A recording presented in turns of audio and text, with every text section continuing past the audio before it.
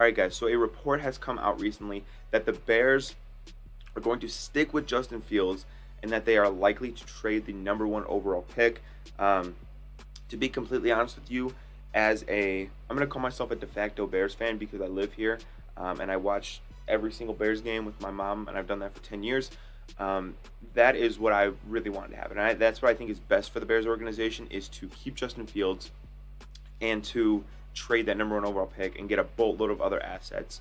Now, my hope is that they trade within the top five, so you could probably even get an extra first, um, but so that you're able to still get a really, really great player, maybe a Will Anderson, maybe a Jalen Carter. Um, but I hope that's what the Bears do. And we'll kind of see that in my mock draft. Maybe this is a little reference to later in the episode. But so the Bears are going to stick with Justin Fields, and they are going to trade the number one overall pick, according to this report.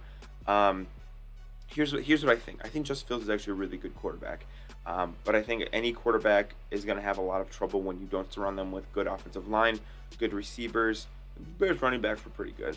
But I think Fields deserves the chance to see what he can do surrounded by quality weapons, quality offensive line. And we haven't seen that throughout his career so far. So the Bears look like they're going to give him that option. I did think that we kind of already knew that the Bears were going to stick with Fields. Um, they traded for Chase Claypool. They gave up high draft position for Chase Claypool to try to get Fields a receiver. So I don't really think you do that and then not want to keep Fields. To me, that doesn't really make a lot of sense. But not that the Bears always make sense, but to me that wouldn't really make sense. It doesn't really make sense, period, to give up that high of a pick. But to me, again, that means that they are invested in Fields and they want to surround him with quality players. So there's kind of that. And then looking towards Justin Fields' future in Chicago, he's got a few more years where he's pretty cheap, and then the Bears are gonna have to pay him.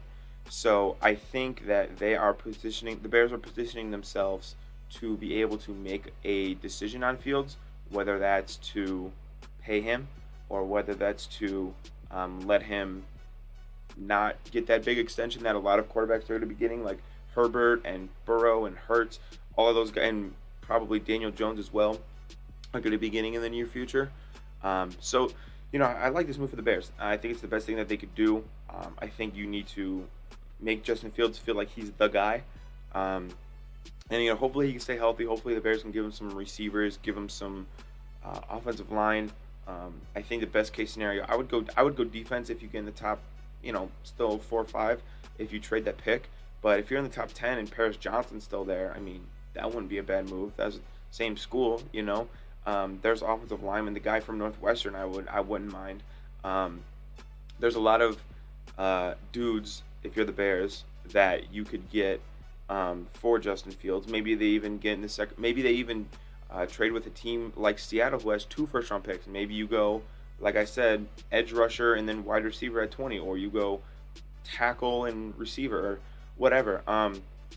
Either way, the Bears need to do whatever they can to make Justin Fields' life easier and better, even just for their own sake, so they have a better evaluation of, is he the guy? How much do we pay him?